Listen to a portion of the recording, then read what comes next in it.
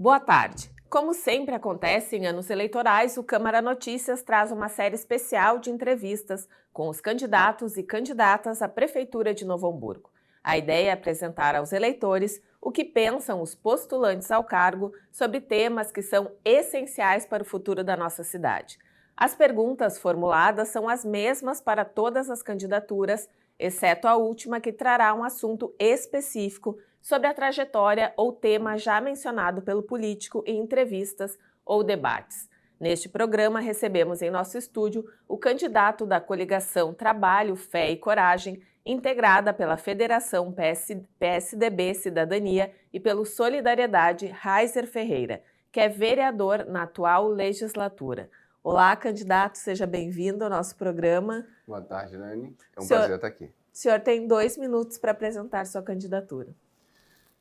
Bem, olá, tudo bem? Meu nome é Raizer Ferreira, tenho 44 anos, sou pai de 3 guris, já grandes, o Lucas, o Brian e o Azaf, casado com a Adriana. Moro na cidade de Novo Hamburgo há quase 25 anos, todos eles nasceram aqui na cidade. Eu trabalhei até 2016 na iniciativa privada como representante comercial. Conheço não só a cidade de Novo Hamburgo como a palma da mão, mas também muitas cidades no nosso Rio Grande do Sul. E em 2017 ingressei no serviço público, me dedicando 100% a esse trabalho, abri mão da minha representação comercial e também dos funcionários, os tornando até dono de seus negócios. E de lá para cá já exercemos a condição de secretário-geral de governo, secretário de obras, chefe de gabinete, e em 2020 nós concorremos à eleição para vereador, fomos o terceiro mais votado, fomos o primeiro presidente na história, em seu primeiro ano de mandato, estar presidente aqui da casa, na Câmara de Vereadores, quem mais economizou no orçamento público da Câmara Municipal em toda a história, e o terceiro votado com unanimidade para estar presidente. Hoje, depois de 8 anos no serviço público, nos colocamos à disposição com essa candidatura a prefeito da nossa cidade. Cidade que eu amo, que eu escolhi para viver e que me adotou aqui como imigrante. Tá certo. Caso eleito, quais serão as prioridades da sua gestão? Temos muitas necessidades, Dani, para que possamos dar atenção em nossa cidade. Mas uma e a maior delas é a saúde. Nós precisamos muito cuidar da saúde da nossa população. Temos unidades que atendem todo o nosso município, espalhados por todos os bairros e também no centro da cidade, mas temos uma reclamação recorrente, que é a de estar muito tempo nas filas, de ter que ir muito cedo para poder conseguir uma ficha de atendimento, de faltar alguns serviços na área da saúde, de nós termos perdido as cirurgias eletivas, de termos perdido a oncologia para a cidade de Taquara. Então, um dos temas que nós vamos mais trabalhar é cuidar da saúde do nosso cidadão, cuidar da saúde do nosso município. Como será a sua relação aqui com a Câmara de Vereadores e como o senhor pretende ter maioria para garantir a aprovação de projetos? Governar, depois de ganhar uma eleição, é o dever de todos, tanto do Legislativo quanto do Executivo. Depois da disputa eleitoral, não se governa para aqueles que votaram em ti, se governa para todos. E esse é um dever da Câmara também. Então, nós faremos como já fizemos no passado, sentar com todos, conversar, encaminhar projetos que façam bem para a nossa cidade e pedir o apoio para que possamos contribuir em conjunto, a Câmara de Vereadores, o Executivo, mesmo com a independência dos poderes, temos a condição de olhar para a nossa cidade e entender o cuidado que ela precisa ter, tanto do Legislativo quanto do Executivo. Precisamos caminhar juntos, governando a cidade para todos. Um dos grandes problemas hoje do município é a dívida com o Instituto de Previdência dos servidores municipais.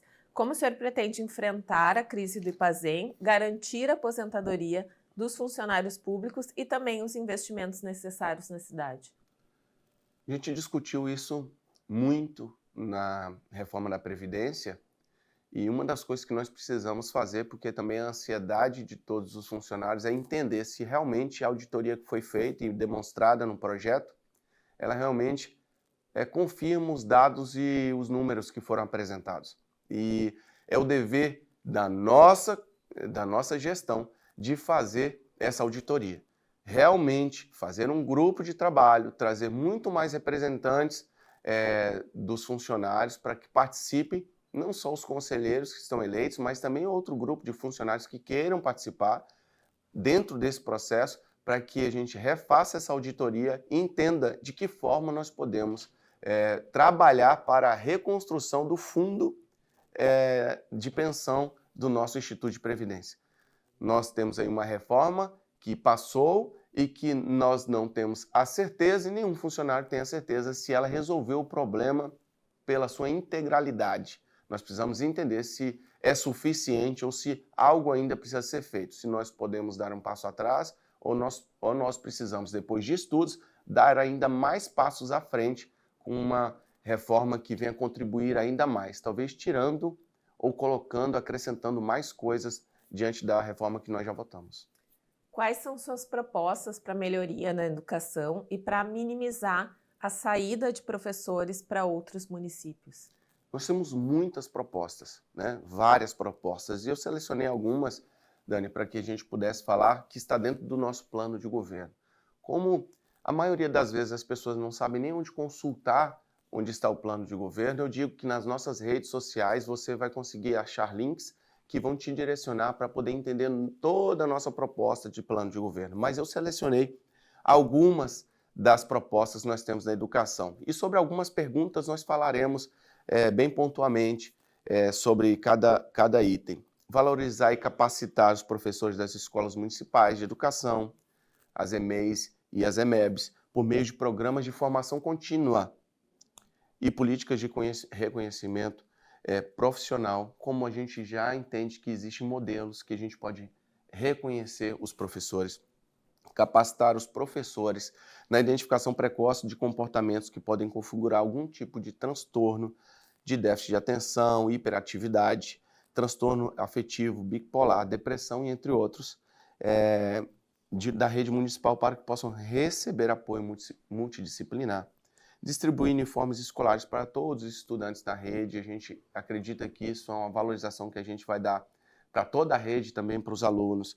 Instituir o programa Profissão Futuro para preparar os jovens do 8º e 9º ano nas redes municipal e estadual para o mercado de trabalho no futuro profissional. Nós precisamos começar a formar os nossos estudantes para que eles estejam aptos para chegar no mercado de trabalho. Nós temos hoje um mercado de trabalho que precisa de profissionais, e temos os estudantes que estão indo para o mercado de trabalho sem ter a aptidão daquilo que eles vão fazer. Então, nós vamos fazer com que isso possa cruzar essas informações e eles possam estar aptos a chegar no mercado de trabalho e ocupar essas vagas. Instituir o programa para combater a evasão escolar e identificar alunos em risco de abandono escolar. Então, nós temos várias propostas, seguem várias propostas ainda, se você acessar nosso plano de governo, mas essa foi uma daquelas que eu trouxe para falar com vocês. Uhum.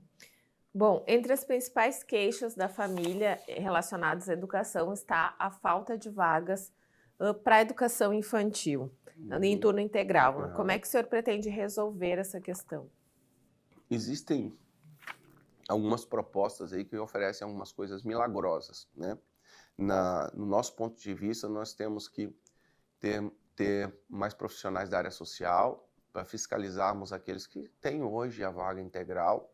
Nós não temos interesse de tirar as vagas integrais daqueles que já alcançaram, mas é necessário vislumbrar que essas vagas são para principalmente atender aqueles que realmente precisam. E a gente recebe em nosso gabinete muitas vezes a reclamação de que muitas pessoas conseguem a vaga integral e não precisariam porque nem trabalham fora ou teriam condição de seguir cuidando das suas crianças em casa, tendo apenas um turno. Então nós vamos fiscalizar bastante sobre essa forma de cedência da vaga integral, até porque nós não temos os espaços físicos suficientes hoje na nossa rede para poder atender toda a demanda que é necessária e seguir no mesmo caminho paralelo, criando formas para que possamos abranger e trazer essas crianças que estão fora do turno integral a estarem junto com a gente no turno integral. Uma das coisas também que nós temos e tem chegado no nosso gabinete é o deixar e o retirar da criança no horário da escola. Porque muitas vezes, na chegada da escola, é o mesmo horário que o pai tem que estar começando seu horário de trabalho. Então nós podemos estender a chegada e aí o pai poder chegar um pouco antes para deixar o aluno e também estender a saída da escola, para que a gente possa também oferecer aos pais a condição de estar buscando seu filho logo depois da escola, não dando esse contratempo com o horário de trabalho. Tá certo. Bom, dentre as tarefas que provavelmente ficará para a próxima gestão está a revisão do plano diretor, né, que não veio ainda para esta casa. Quais serão as suas prioridades para a ocupação e o desenvolvimento territorial de Novo Hamburgo? O plano diretor ele veio sendo apresentado no último ano com a ideia de trazer uma renovação. E uma das minhas falas que por 2 vezes fiz para quem veio apresentar o plano foi que nós precisamos levar o mundo real para o mundo ideal. Não vir aqui fazer um desenho do mundo ideal e tentar impor esse mundo ideal dentro do mundo real. Isso é tentar quebrar muitos paradigmas de uma vez só e a gente teria muitos problemas. Tanto que foi isso que eles fizeram e nós não conseguimos avançar nesse tema, sequer o executivo mandou o projeto, porque tivemos muitos problemas. Não souberam construir as propostas, principalmente na área de infraestrutura, da construção civil, tirando o índice e depois propondo vendas de índice para o mercado e aí impossibilitando ou até mesmo expulsando construtoras da nossa cidade, porque não tinha condição sequer de seguir com o plano de diretor com essa ideia.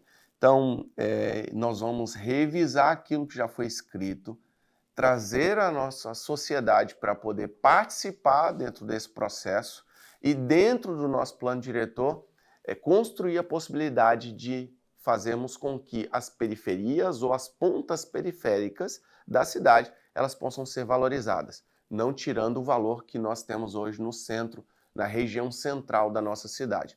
Vamos fazer a verificação de vias, a gente vai fazer com que dentro do plano diretor a gente possibilite o trânsito, a mobilidade urbana possa acontecer. Tenho certeza que esse, como tu mesmo disse, é um tema muito especial que nós temos que tratar e que nós vamos tratar com muito carinho na nossa gestão. Ainda relacionado ao plano diretor, como será a sua política de preservação ambiental? Fiz também questão de trazer algumas coisas aqui e pontuá-las, como já tem no nosso plano de governo. Promover campanhas de conscientização, de proteção e cuidados com o Rio dos Sinos, assim como diversos arroios do município. Fiz isso quando estava secretário, fazendo o cuidado, fazendo desassoreamento e limpeza. Então, seguiremos fazendo da mesma forma, implementar melhorias físicas nos ecopontos e também abrir mais 2 ecopontos durante toda a gestão, contemplando a região oeste e a região norte. Nós temos hoje na leste e sul e nós precisamos trazer a possibilidade de recolher, principalmente lixo extradomiciliar nessas regiões também. Qualificar o sistema de destinação de resíduos e sobre os resíduos verdes, nós colocarmos picador para poder facilitar também a destinação desse material. Intensificar e endurecer a fiscalização ambiental. Nós temos hoje, e mapeei isso quando fui secretário de obras, cerca de 50 pontos espalhados em toda a cidade, que as pessoas instituíram esses pontos de descarte irregular. Por mais que se limpe, as pessoas vão ali e colocam lixo extradomiciliar novamente. Nós vamos fiscalizar muito, aplicando multas muito duras para que as pessoas entendam se ela tem um lugar de destino, ela tem que levar até o lugar de destino e não fazer com que esse descarte polua a nossa cidade, colocando câmeras para fiscalizar e com identificação de placas e multando essas pessoas que fazem com que a nossa cidade seja um lugar, aos nossos olhos, ruim e que cuida do meio ambiental de uma forma reprovada por todos. Então, intensificar a fiscalização ambiental e desmatamento, criar e instituir o Plano Municipal de Arborização Urbana, que nós já estávamos construindo com a RGE, entre outras propostas. Temos sim um foco para poder fazer com que o plano diretor tenha esse vislumbre e esse olhar também para o cuidado do meio ambiente. Bom, de acordo com a Defesa Civil do município, inclusive já relatado aqui nesta casa, Novo Hamburgo tem mais de 50 áreas de risco mapeadas. Caso eleito, como será a política habitacional do seu governo e como lidar com locais já habitados com risco de deslizamentos e inundações? Nós temos hoje uma Secretaria de Habitação que ela é dividida, essa pasta, com a Secretaria de Desenvolvimento Urbano. Na nossa proposta de governo, nós queremos um secretário dedicado para cuidar das políticas habitacionais, única e exclusivamente. Porque mesmo que pareça falar do mesmo assunto, o desenvolvimento urbano, nós temos aqui umas causas sociais que precisam ser cuidadas com um olhar muito aprofundado. Ainda mais depois de sairmos da situação de desastre ambiental, com a questão dos alagamentos, nós precisamos dar a ênfase que precisa ser dada sobre as questões habitacionais. Nós temos mais de 200 regularizações para serem feitas, nós precisamos fazer parcerias, principalmente com as universidades aqui em volta e todos aqueles que partirem conosco na habitação para poder somar ao processo de regularização, também as cooperativas. Nós temos a certeza que podemos avançar muito dentro desse processo, capaz de colocar novas habitações, regularizar os espaços que tem e, principalmente, junto com a Defesa Civil, trabalhar para que as áreas que sejam áreas de risco possam ser reavaliadas e daqui a pouco até transplantadas para outros locais, as pessoas que estão por ali morando, desde que nós tenhamos políticas habitacionais que funcionem. Nós não temos como transferir as pessoas se não tivermos onde alocá-las na sequência. Então, vamos fazer isso com muito cuidado e com muita transparência. Bom, desde o ano passado, quando ocorreu o ciclone extratropical, no dia 15 de junho, há um impasse entre as prefeituras de Novo Hamburgo e São Leopoldo. Sim. Em relação ao dique que fica próximo ali à Casa de Bombas da Santo Afonso. Como o senhor pretende resolver essa questão dos alagamentos e do dique ali na Santo Afonso e também a conclusão da Casa de Bombas da Vila Kipling, em Canudos, que foi iniciada em 2013 e até hoje não foi entregue à população? Essa disputa política que todos acompanharam entre São Leopoldo e Novo Hamburgo, só quem perde é a nossa população, tanto a população de São Leopoldo quanto a população de Novo Hamburgo. Eu não vejo que eu tenho que dizer que não há e não exista disputas políticas, mas o bem maior tem que ser o nosso povo, tem que ser o cuidar das pessoas. As diferenças políticas, elas ficam de lado quando nós temos que discutir a necessidade, principalmente naquela hora de salvamento da população. E isso nós faremos, não depende qual seja o governo, de nós sentarmos, formarmos grupos de trabalho e trabalharmos para que efetivamente entregamos para a população resultado e segurança, principalmente nessa área dos alagamentos. Nós faremos sim grupos de trabalho, teremos sim a construção para poder unificar as forças e trazer o resultado que precisa, principalmente naquela área da Santo Afonso. Com relação à Vila Kipling e a regularização ali, também da Getúlio Vargas e a Casa de Bombas que ali está, nós precisamos fazer algumas ações para que o processo, principalmente da REURB na Getúlio Vargas, aconteça e a Casa de Bombas também passe a funcionar. E nós sabemos como fazer isso, precisamos construir as alças de acesso para a Avenida dos Municípios, precisamos construir essa solução com o DAER, seguir fazendo a Getúlio Vargas, que o recurso está na Caixa Econômica, e também aplicar os recursos para que possa ser resolvido a questão da compra de motores e fazer com que a Casa de Bombas na Kipling possa funcionar. Então isso nós sabemos como fazer, temos no nosso plano de governo na parte de infraestrutura e trabalharemos para que isso possa ser executado. Bom, conforme dados disponíveis no Portal Brasil Participativo do Governo Federal, após as enchentes foi disponibilizado para Novo Hamburgo, entre novos recursos, auxílios, prorrogação e antecipação de receita, um total de mais de 600 milhões. Como será a sua relação com o governo federal, vista a necessidade de verbas para a reconstrução do município e para as obras de infraestrutura? O governo federal, boa parte desses recursos, falado por ti, Dani, eles estão focados também nos auxílios que foram destinados à população, diretamente à população. E eu vejo isso com bons olhos, porque as pessoas perderam tudo e foi a partir disso que eles puderam recomeçar as suas vidas, ou pelo menos dar entrada nos seus móveis, ou parte daquilo que pôde comprar para poder reconstruir suas casas. Eu vejo que, e vou voltar lá na primeira resposta que eu disse, depois de eleito, mesmo que nós tenhamos divergências políticas, os partidos e os governantes, eles precisam deixar de lado e pensar no bem-estar da população. E nós construiremos políticas e trabalharemos para que governo do Estado e governo federal possa contribuir, como prometeu, para poder trazer para Novo Hamburgo os recursos que foram prometidos de fato e que isso realmente aconteça e as obras cheguem para a vida das pessoas. Nós construiremos a relação institucional que precisar ser construída para que os recursos possam chegar em nossa cidade. Políticas partidárias, elas são deixadas de lado e nós aí encaminhamos assim institucionalmente como nós precisamos fazer para que os recursos possam estar disponíveis para a nossa população. Tá certo. Bom, em relação à saúde agora, como o senhor pretende trazer a oncologia de volta para Novo Hamburgo? E outro gargalo que nós temos é a demora para alguns exames e para cirurgias eletivas. Como reduzir o tempo de espera dos cidadãos para esses atendimentos especializados?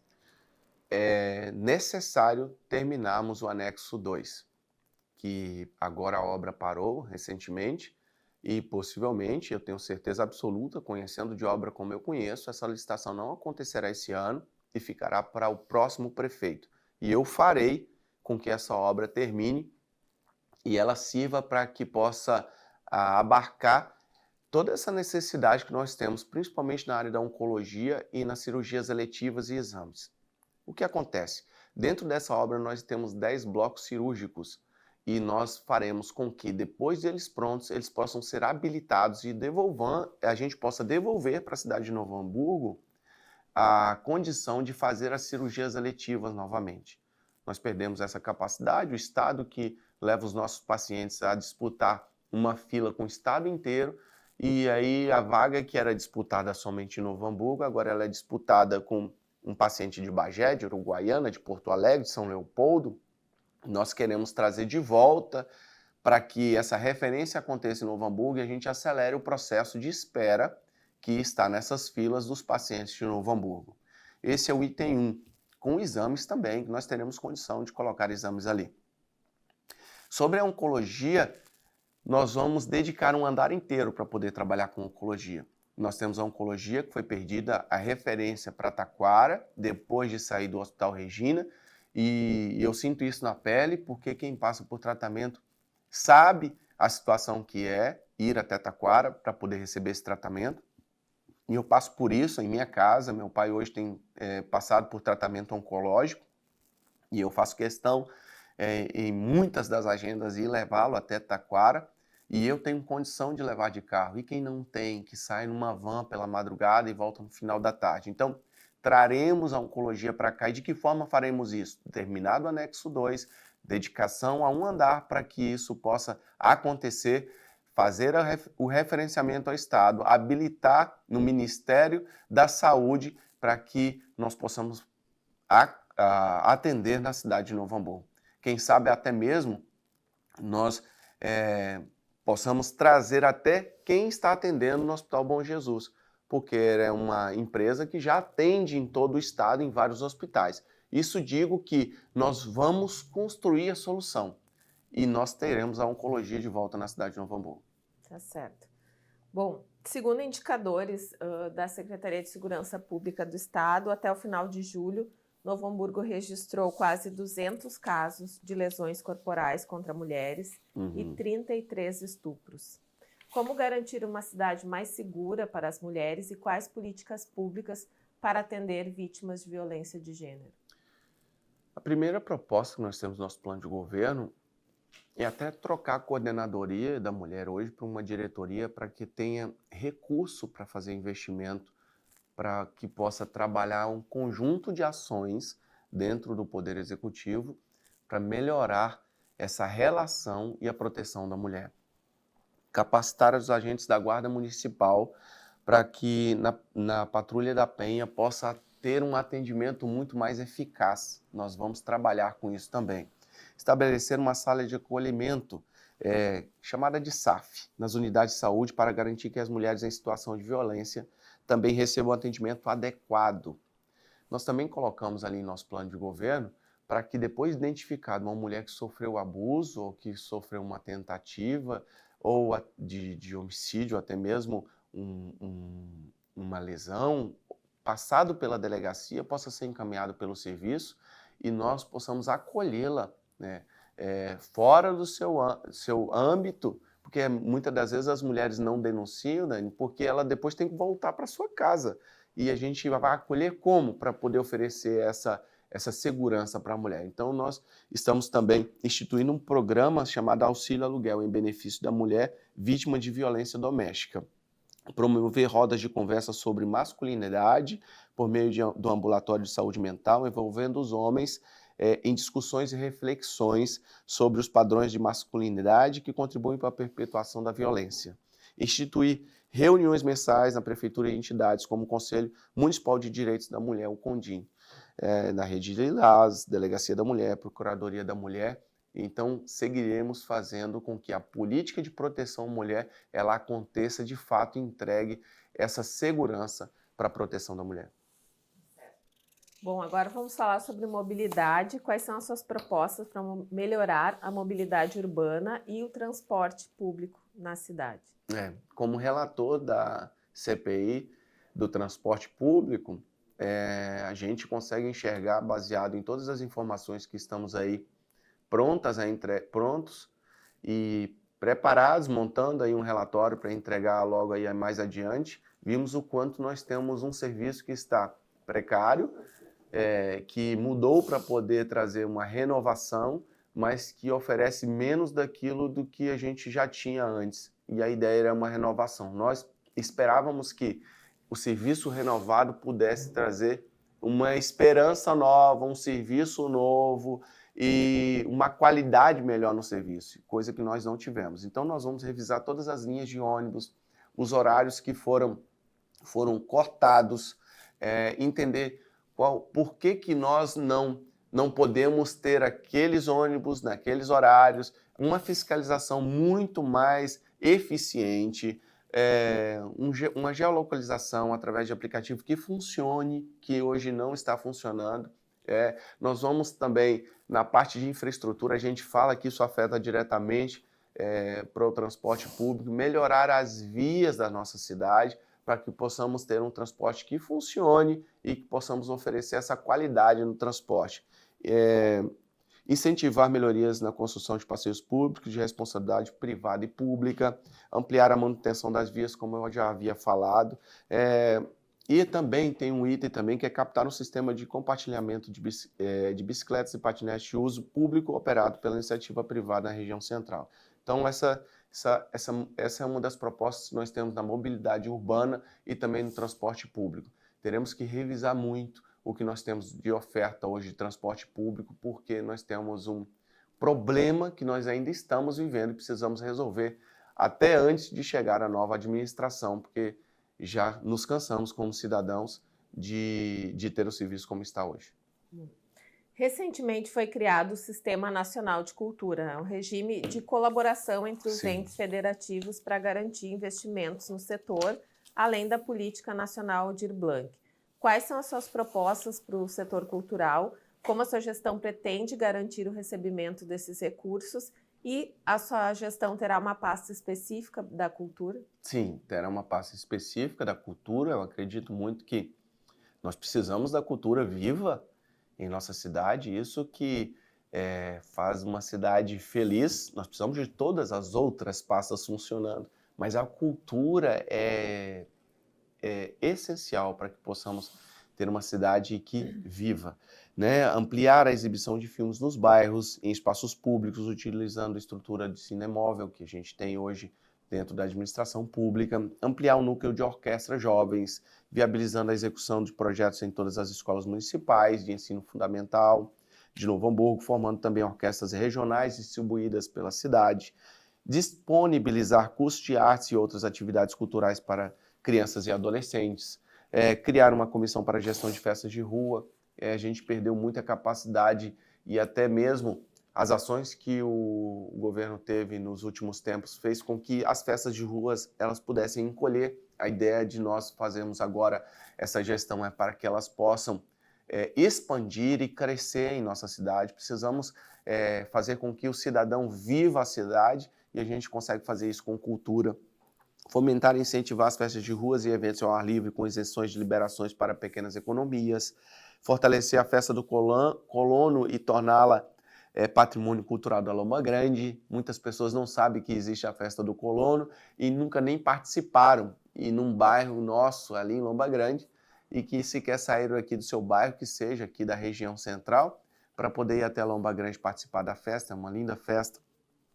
Criar festas populares como Oktoberfest, o Kerb e outras festas mais que nós possamos fazer.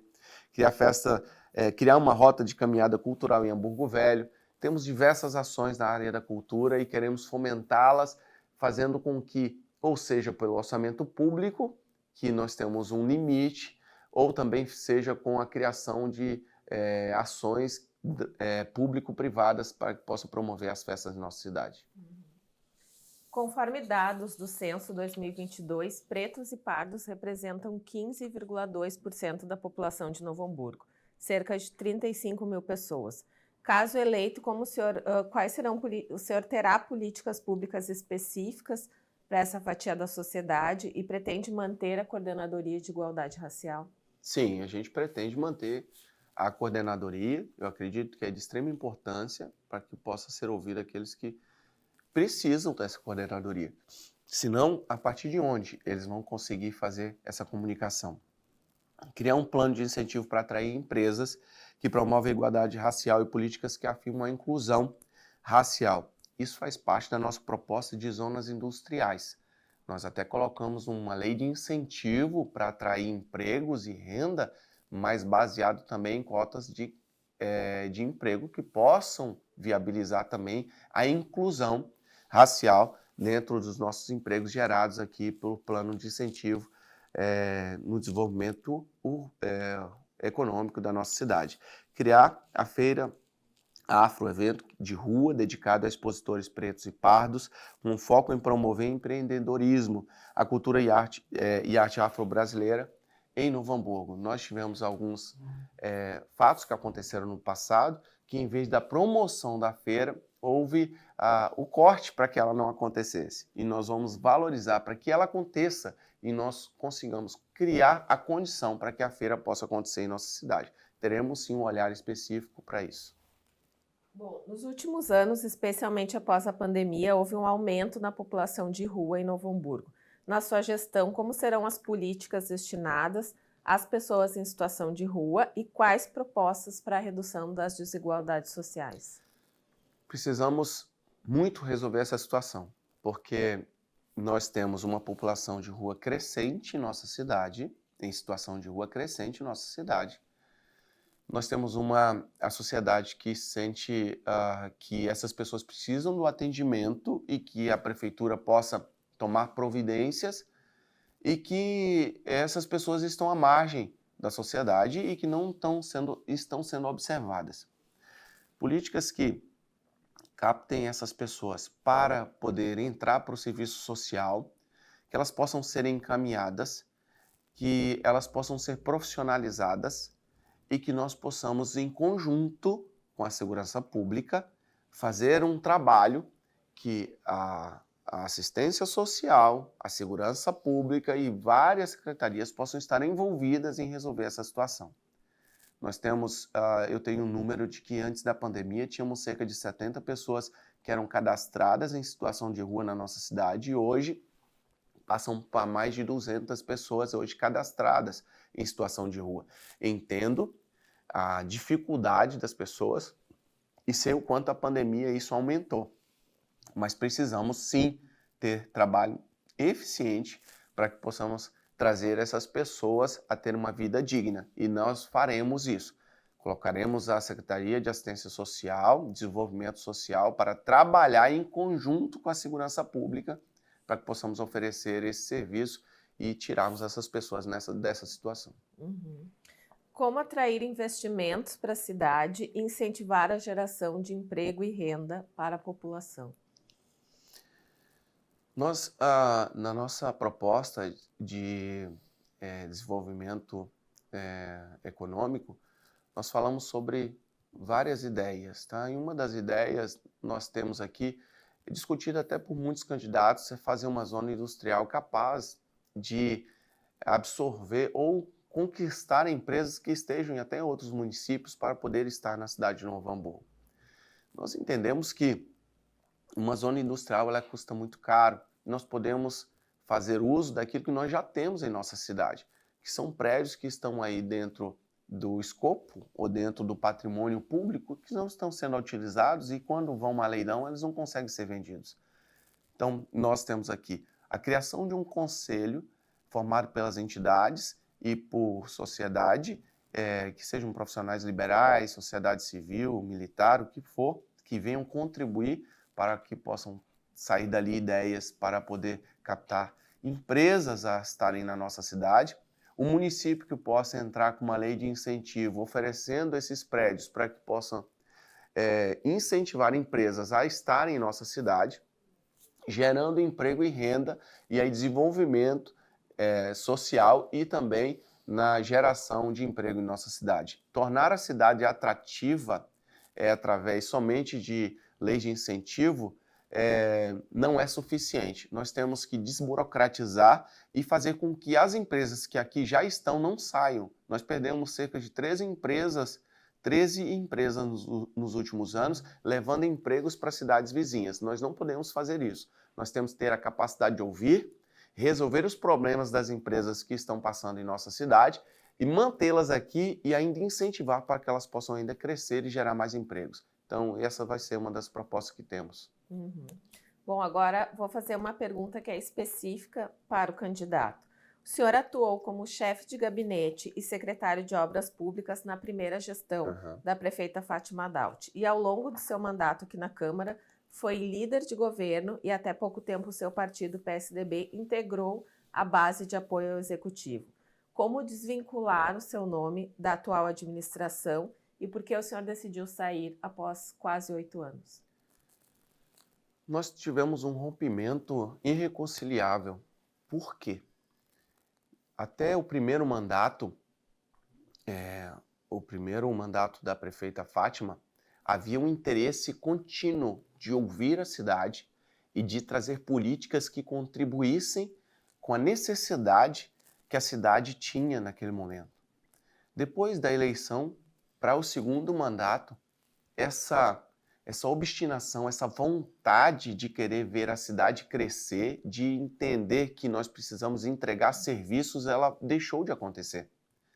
E talvez você que está me ouvindo, você possa ter esse mesmo sentimento.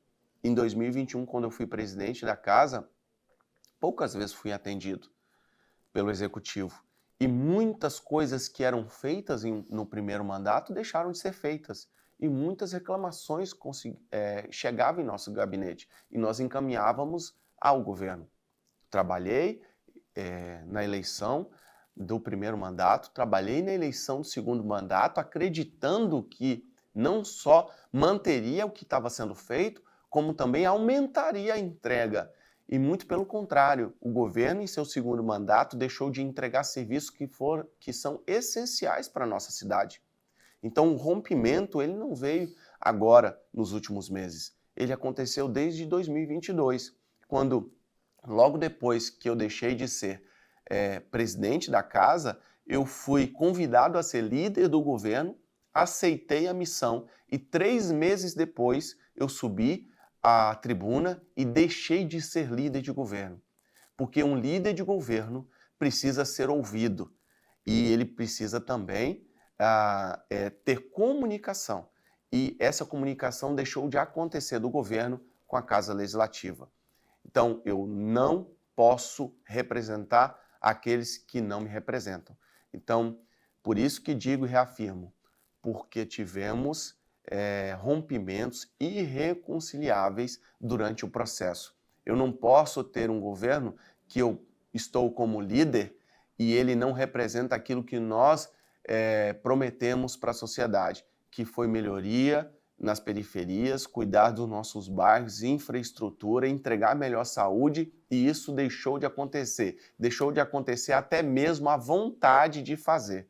Então, por isso, desde 2022, nós deixamos de estar caminhando em conjunto com o governo, porque nós entendemos que a política que foi adotada para o segundo mandato, ela não condizia com o primeiro mandato da prefeita. Tá certo. Bom, para finalizarmos, queria que o senhor falasse por que a sua candidatura deve ser escolhida para administrar Novo Hamburgo no período 2025-2028. Nesses últimos 8 anos eu aprendi muito e continuo aprendendo como nós podemos fazer política para poder entregar um serviço de qualidade para o nosso cidadão hamburguense. Eu aprendi que, em muitos casos, nós precisamos saber ouvir as pessoas. E a capacidade de ouvir as pessoas do governo, ela deixou de existir. Eu nem sei se realmente ela teve toda essa capacidade de ouvir as pessoas. E precisamos entender que a necessidade da cidade é de ser ouvida e que muitas vezes as ações, elas parecem muito grandes, mas elas são menores do que se imagina, só porque eu tive a capacidade de ouvir quem está lá na Kipling, quem está na Getúlio Vargas, quem está na Santo Afonso, quem está no Boa Saúde, quem está no São José, quem está no Primavera ou quem está em qualquer lugar dos 27 bairros, em qualquer canto da nossa cidade. Porque as pessoas querem ser ouvidas e os problemas, que por mais que sejam pequenos, eles precisam ser resolvidos. E eu entendi nesses últimos 8 anos, trabalhando no poder público, que nós podemos fazer grande parte das coisas, porque nós precisamos ouvir. E eu entendo que a nossa candidatura é a melhor candidatura porque nós sabemos fazer isso. Nós fizemos isso na condição de secretário, nós fizemos isso na condição de presidente da casa, nós fizemos isso na condição de vereador. E eu sei quais são os caminhos para que construamos juntos políticas públicas que entreguem um serviço de qualidade para a nossa comunidade. Então, se você está nos acompanhando, sabe que precisa tomar uma decisão até o dia 6 de outubro, eu preciso que você preste atenção em nossas propostas. Preciso que você preste atenção em nossa caminhada, a experiência que nós temos nos últimos 8 anos e aquilo que nós entregamos como secretário, como vereador e que nós vamos entregar como prefeito pelo compromisso que nós temos com a nossa palavra. Eu tenho certeza absoluta que a nossa candidatura e que o nosso governo será o melhor para a nossa cidade pelos próximos 4 anos e peço aqui o teu apoio, peço aqui teu voto para 45 no dia 6 de outubro. Tá certo, candidato. Muito obrigada. Muito obrigado. Agradecemos a participação do candidato. Este foi Raizer Ferreira, da coligação Trabalho, Fé e Coragem, falando sobre as suas propostas para a Prefeitura de Novo Hamburgo. No próximo programa, no próximo Câmara Notícias Especial Eleições, traremos mais uma entrevista com um postulante a chefe do Executivo hamburguense. Obrigada pela sua audiência. Até o próximo Câmara Notícias.